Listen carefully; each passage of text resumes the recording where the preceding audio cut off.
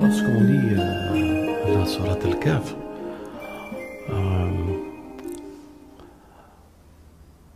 elle n'est pas facile à saisir le symbole et tout se cache dans cette sourate uniquement à ceux qui sont à la quête de Dieu, uniquement à ceux qui se posent des questions sincères et qui sont à la recherche de la révélation sincère parce qu'ils sentent qu'il manque quelque chose à leur vie. Ils voient la contradiction de ce monde avec les interrogations que toute personne douée de sens et d'intelligence qui se pose. Bien sûr, nous sommes des religieux et nous aspirons et nous croyons que la révélation, elle répond à tout nos désirs, à tout notre manque, à toute notre soif, à toute la science que nous cherchons. Et si on n'est pas un chercheur sincère, si on est quelqu'un qui écoute ça par accident, ce genre de discussion, ou s'il ouvre par curiosité, il achète le Coran et qu'il essaye de comprendre, par exemple, Surat Al-Kahf. Un Français chrétien ou un Juif, dans leur tradition respectable, lorsqu'il lit l'Évangile ou il lit la Bible, l'Ancien Testament, ou le récit de la Genèse et le parcours de Jésus, le livre qu'ils ont entre les mains est un livre qu'il poursuit une voie, et cette voie, lorsqu'il la lit dans les récits de l'Évangile ou de la Bible, elle est mise à la disposition d'un homme et qui lit afin que le suivi de sa lecture l'oriente. Il y a un commencement, il y a un milieu et il y a une fin. Cette façon dont l'Ancien Testament a été écrit, ou l'Évangile, les récits qu'il se trouve à l'intérieur, même les récits eschatologiques sur les temps messianiques, que ce soit Saint Jean dans l'Évangile ou dans la Bible, lorsqu'on évoque Gog et Magog, on lui donne un récit qui évolue à la lecture. Tandis que quand on lit le Coran, ça n'a rien à voir avec cette pédagogie de lecture du texte sacré. Le Coran ne nous invite pas de la même manière que la Bible et l'Évangile. L'Évangile nous invite à une certaine évolution de la lecture suivie par les récits, et les récits ont un commencement, un milieu et une fin. Tandis que dans le Coran, lorsqu'on l'aborde, et tous ceux qui ont eu cette lecture du Coran, quand ils se sont convertis, qui ont voulu connaître l'islam ou sans être convertis, et qu'ils achètent un Coran, lorsqu'ils lisent ne serait-ce que l'entrée du texte, en dehors de la Fatiha, et qu'ils lisent la Sourate Al-Baqarah, Alif Lam Mim Dhalika al-Kitabu la Rayb Fihi Hudan lil-Muttaqin ila akhir al-aya, jusqu'à la fin du récit. La lecture de cette manière-là, quand il lit Alif A, Lam, Alif Lam, L, Mim M, c'est un verset du Coran. Ces 3 lettres correspondent déjà à la démarche de l'introduction du Coran.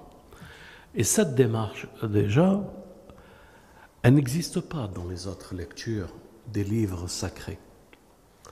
Elle n'existe que dans le Coran. Et cette démarche, avec 3 lettres, et que ces 3 lettres, à elles seules, comportent le chiffre 1, premier verset. Premier verset, Alif Lam Mim, personne ne peut répondre à leur interrogation. Pourquoi ces 3 signes sont mis devant la lecture du Coran? Ensuite, après cette lecture, point de doute sur le livre, et il nous introduit sur les signes et le livre, et qu'il est pour les pieux. Je ne sais pas si vous saisissez où est-ce que je veux en venir pour que vous compreniez. Déjà d'entrée, le livre, le Coran, n'a rien à voir avec les autres livres. Pourquoi? Parce qu'il met en évidence que cette lecture ou ce Coran, il n'est pas fait pour tout le monde. Il est fait uniquement pour les gens qui ont une certaine piété et recherche et profondeur dans leur âme, et que cette grandeur d'âme et de profondeur les a interpellés dans leur vie propre et leur recherche, et qu'une réponse du ciel est venue, un livre destiné uniquement à ces personnes. Le tri que le livre et la lecture de ce livre fait comme introduction de la révélation n'a rien à voir avec une lecture évangélique ou une lecture de la Torah, où la lecture est évolutive. Elle a un sens, elle a un commencement, elle a un milieu, elle a une fin. Tandis que là, déjà, il nous projette devant un mur que ce livre ne peut être compris que ceux qui sont à la quête et à la recherche, l'ul albab, ceux qui sont doués de sens, de perception et d'intelligence. De ce fait, nous qui sommes à la recherche de la science de Dieu, le défi pour nous, c'est d'être sincères dans notre démarche et dans notre quête à la recherche de Dieu. Si nous ne l'avons pas, eh bien ce livre n'est pas pour nous, parce que nous ne pouvons pas l'étudier de la manière dont un livre ou une science peut être étudiée. Je m'explique peut-être un peu difficile, mais je vais essayer d'être un peu plus clair. Le prophète, Dieu dit de lui qu'il nous a envoyé quelqu'un, un ummi.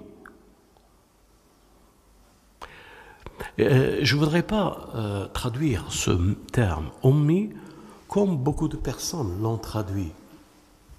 Je pense que c'est la gravité de l'interprétation de ce livre qui montre le défaut de la perception de cette révélation. Si on le traduit par illettré, ummi, cela veut dire illettré, c'est quelqu'un qui ne sait pas lire, qui ne connaît pas les lettres.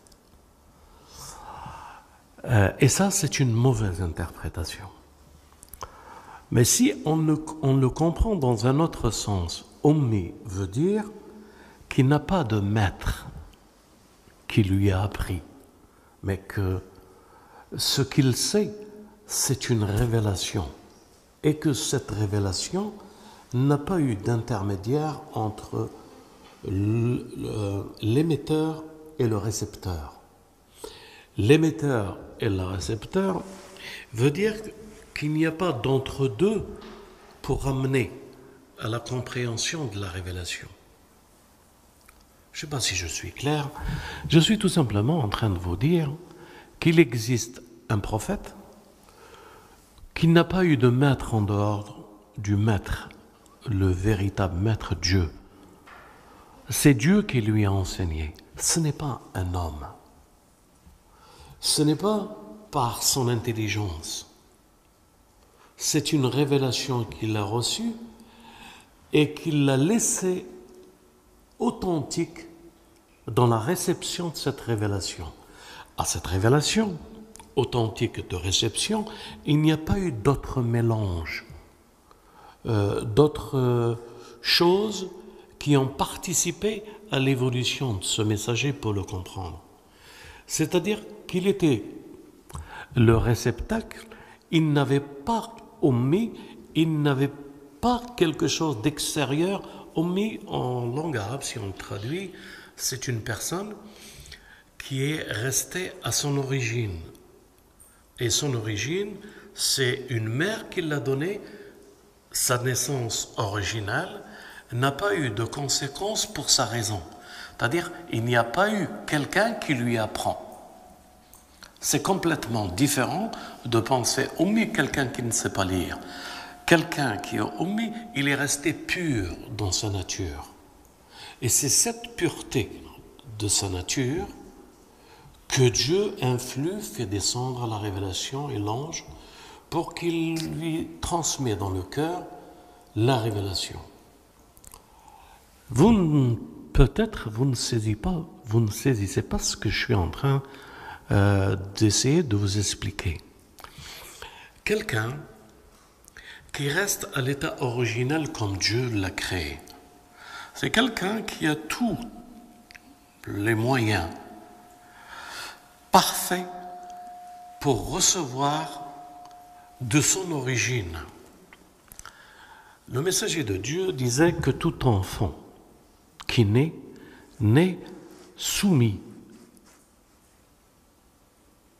Soumis veut dire soumis aux lois universelles de la création. Et soumis, ça veut dire que son origine, c'est sa soumission, c'est pour ça qu'il s'est fait existence. Quelqu'un qui ne se soumet pas à cette existence ne peut pas être. Donc, c'est parce qu'il a accepté dans le ventre de sa mère, dans la conception, d'être la forme qu'il prendra et d'être soumis à cette forme, soumis à tout son environnement, aux périodes, aux 9 mois avant d'apparaître, qu'il est apparu. Et le prophète disait que tout enfant est né soumis, c'est-à-dire est né musulman, et c'est ses parents qu'ils feront de lui un chrétien, un juif, un musulman ou un athée. Ça veut dire quoi? Ça veut dire que tout homme est dans la pureté ummi, et c'est selon l'environnement que nous le convertissons au monde. Donc, être dans le monde, c'est se convertir et sortir de la soumission pour entrer dans la soumission au monde. Et nous sommes musulmans, c'est parce que nous refusons cette soumission et nous voulons revenir à la vraie soumission. Donc, musulman, c'est se soumettre à Dieu. Staslam, c'est staslam au monde. Se soumettre au monde. Donc, je reste uniquement dans le rapport de Ummi. Ummi, c'est quelqu'un comme le prophète, que Dieu de lui, qu'il est un Ummi, qu'il est resté originel. Et c'est ce prophète originel que Dieu a fait descendre dans vos âmes. Il y a un autre verset qui dit « Min anfusikum » Ummi, ce messager. Ça veut dire que le groupe appartenant à la révélation et appartenant à la soumission universelle de la création de Dieu n'est soumis et ummi qu'à travers la pureté qu'il la voit, elle est sienne, qu'il a perdue et qu'il est à la quête et à la recherche de cette pureté. Il s'en souvient, enfant, de cette pureté. Il s'en souvient de la déviation que le monde a fait de lui en l'orientant ou le désorientant. Alors, ça reste dans notre inconscience que nous cherchons le sens à notre vie et à la pureté de notre origine. Et le Coran, il a été révélé à ceux qui cherchent cette révélation qui est dans la nuit des temps et dans la profondeur de leur être, cachée dans leur âme et leur esprit. C'est pour ça que Dieu dit, ce livre n'est que pour ceux qui sont éveillés. Éveillé, c'est une recherche. L'homme a toujours cherché son origine. L'homme, doué de sens et d'intelligence, s'est toujours interrogé que signifie ce que nous sommes. Qui sommes-nous? D'où venons-nous? Où allons-nous? Et comment y allons-nous? Ce sont ces interrogations que chacun d'entre nous, qu'il a dans sa conscience, dans sa quête et sa recherche, c'est uniquement à cette condition qu'il peut ouvrir le livre de Dieu pour le lire. Et l'ouvrir, c'est reconnaître que le livre de Dieu, c'est Nafs al-Mutma'inna. C'est le livre de la perfection de l'âme. Le livre qui donne la lumière là où les gens sont obscurcis dans les ténèbres. Dieu ouvre la voie dans ce livre de la perception et du langage de notre origine.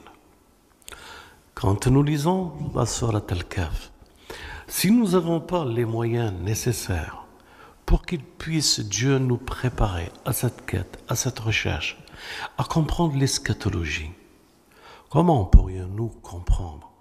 Comment jusqu'à aujourd'hui ce texte sacré,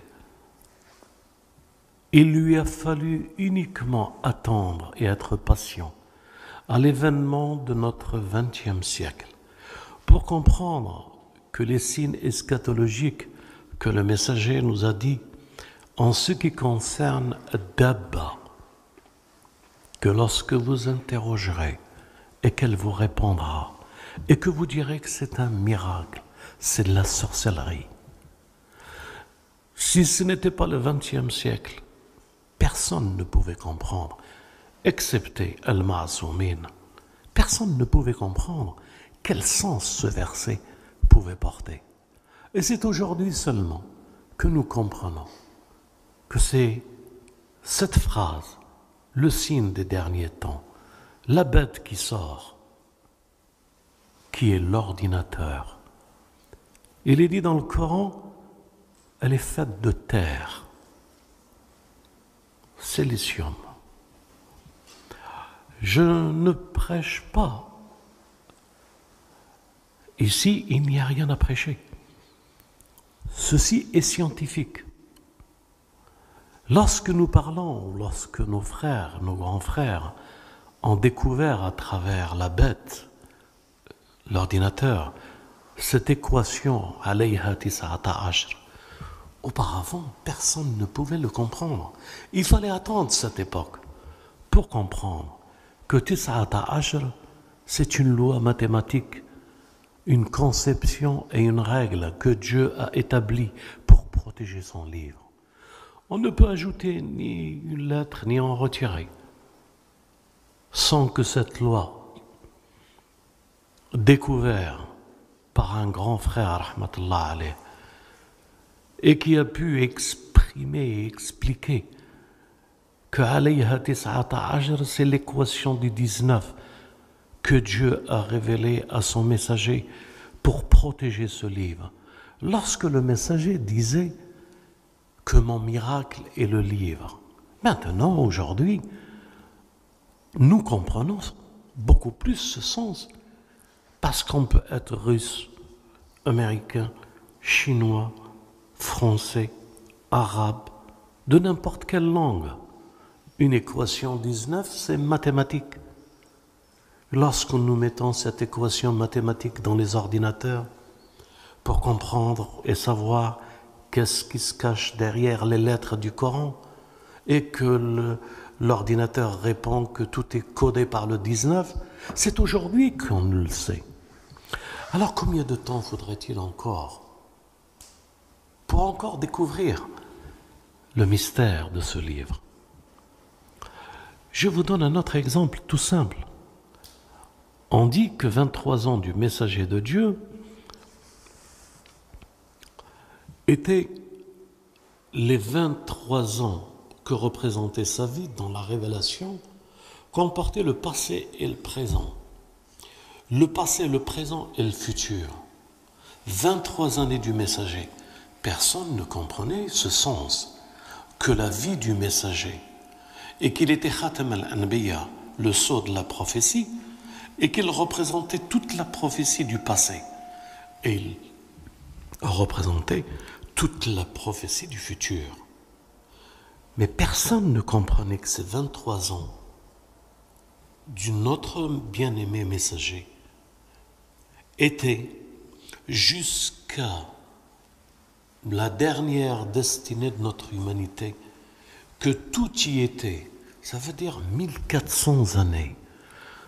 Aujourd'hui, nous pouvons lire dans les 23 ans 1400 années d'histoire dans 23 ans. Personne avant ne pouvait l'expliquer. Mais l'eschatologie, le Coran, nous prenons Surat la grotte, la caverne, le Kahf. Tout le monde sait que c'est la sourate du miracle eschatologique des fins des temps. Tout le monde le sait. Mais qui l'a compris aujourd'hui? Quels sont les symboles de la première histoire et avant cette première histoire, le préambule? Quelle est cette première histoire? Si nous devons parler que des jeunes, cette chevalerie qui est dans cette caverne, qui a fui le monde, il nous montre par là la voie, se retirer du monde. C'est un signe. En se retirant de ce monde, Dieu nous a montré qu'on peut être hezbin à l'intérieur. On peut être de différentes, avoir des conceptions. Mais bien entendu, nous ne faisons que d'un. Nous faisons partie de tous. Nous sommes un, parce que Dieu dit d'eux qu'il a uni leur cœur. Dans cette unité du cœur et dans cette façon de s'exprimer, en dehors du fait que nous savons qu'ils sont hezbain, nous n'avons pas la science, quand ils parlent entre eux dans cette caverne, de quel hezb était celui qui était avec cette réflexion ou avec cette réflexion. Mais en définitive, ce hezbain qui représentait l'unité et un seul cœur, ne s'agit-il pas de l'homme lorsqu'il est sincère? Ne s'agit-il pas de l'homme épris de justice? Ne s'agit-il pas de l'homme épris de la quête de Dieu? Ne s'agit-il pas de nous, assoiffés de justice, épris d'amour pour Dieu, cherchant une cité parfaite, la cité de l'eschatologie, la cité de Jésus, fils de Marie, la cité de notre imam, celui que nous attendons. Cette lecture, la lecture que nous avons du livre, eh bien, il faut donner un prix dans sa vie contre cette vie pour pouvoir y accéder et à comprendre que c'est l'autre monde qui est le plus vivant que celui que nous vivons, parce que nous sommes mortels. Nous vivons pour mourir, mais nous devons vivre pour vivre. La différence, elle est subtile, mais comment la communiquer à tous pour qu'ils puissent nous comprendre? Comment leur dire qu'avant de poser une question, il faut être sincère. Avant de s'interroger, il faut aimer celui qui nous répond. Il faut l'aimer plus que ce que nous pouvons aimer nos femmes et nos enfants. ou nos biens, ou la vie de ce monde. Lorsqu'on s'interroge à la spiritualité, il faut être le prix de répondre à la spiritualité. Mais qui d'entre nous le fait? Qui d'entre nous s'interroge et qu'il est prêt à tout sacrifier pour une réponse lumineuse? Qui est prêt de changer la vie de ce monde à travers une réponse? C'est au prix de cette quête de recherche et de cette science que nous recherchons que Dieu nous répond. Il n'y a pas une discussion entre nous et Dieu ou le messager, le Ummi, pour que nous ayons des calculs dans nos questions. Si nous avons des calculs dans nos questions, nous nous séparons de notre bien-aimé. Parce que pour recevoir la réponse, il faut être vierge, pur, Ummi. Il faut être dans l'état de son origine. On ne peut pas comprendre si on ne dépose pas ce que nous croyons posséder comme force, comme puissance, comme gloire, comme richesse devant la porte de l'humilité. C'est dans notre humilité que nous devenons Ummi. C'est dans cette Ummi que nous recevons de notre Ummi. Chez nous, dans la gnose, dans la vérité toute simple. Nous n'avons pas d'académie, nous n'avons pas de doctorat. Nous sommes des Ummi. C'est ce prix de Ummi que tous les gnostiques abandonnent leur vie et vont en se dépouillant pour se rhabiller de ce nouveau vêtement de la spiritualité. C'est ça l'histoire des gens, des Ahl al-Kahf. Ils se sont dépouillés de tout ce qui n'était pas Dieu et cherchaient refuge auprès de Dieu dans la cité de l'Esprit Saint, de Ruh al-Quds, pour se purifier dans l'attente d'être dans le monde eschatologique de Jésus et de Muhammad al-Mahdi. Allahumma salli ala Muhammad wa ali Muhammad. Mes frères et sœurs, qu'en préambule, la quête et la présentation de cette table garnie comme l'a eu Jésus, fils de Marie, et les apôtres. Savez-vous, ou rappelez-vous, je dirais tout simplement, lorsqu'ils ont demandé cette table à Jésus, Dieu leur a dit, méfiez-vous après que vous l'aurez reçu. J'espère que vous vous rappelez de ce verset. Elle devenait pour eux quelque chose de plus que sacré que lorsque Dieu répond. Imaginez-vous que nous demandons à comprendre et à descendre cette table garnie de science, de vérité, de scatologie, de Dhul-Qarnayn, de Khidr et Moïse, de l'homme des deux jardins.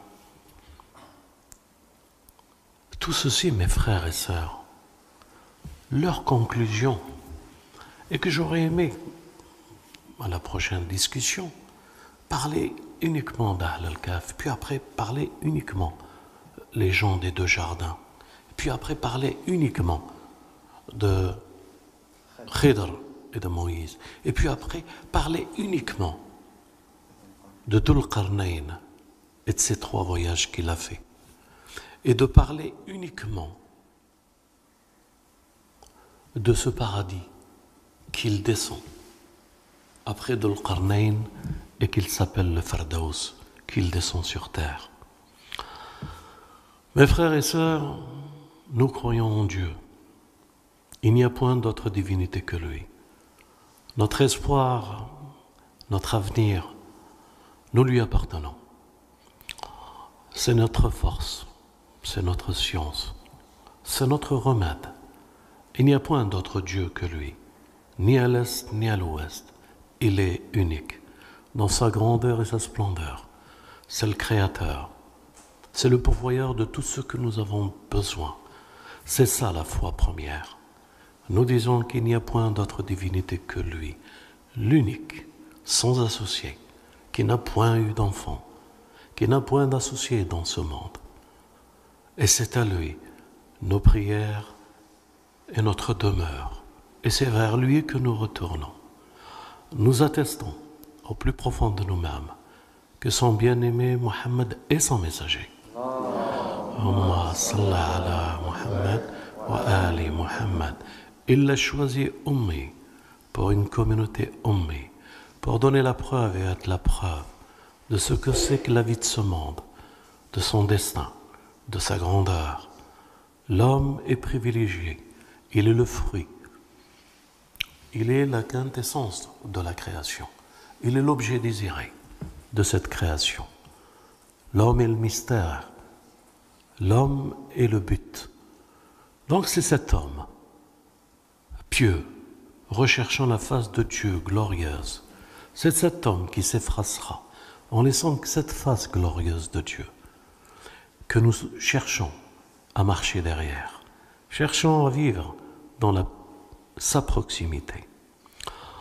Et Inch'Allah, si Dieu veut, qui nous donnera cette chance et qui nous réveillera en nous-mêmes et à quête sincère et aux demandes sincères pour que nous puissions revenir chez nous. Nous avons la nostalgie de chez nous. Nous avons la nostalgie de ce que nous aimons. Nous sommes des amoureux. Nous prions Dieu pour qu'il nous pardonne nos fautes et qu'il fasse de nous ce qu'il veut, mais qu'il ne nous laisse pas faire de nous ce que nous voulons. Nous sommes entre ses mains et nous prions pour toute l'humanité de revenir à la vérité et à la conscience, de reconnaître que l'autre c'est nous et de reconnaître que nous c'est l'autre. C'est ça le vrai prix de la révélation. Walhamdulillahi Rabbil Alamin. Wassalatu wassalamu ala Muhammad wa ali Muhammad. Muhammad wa ali Muhammad.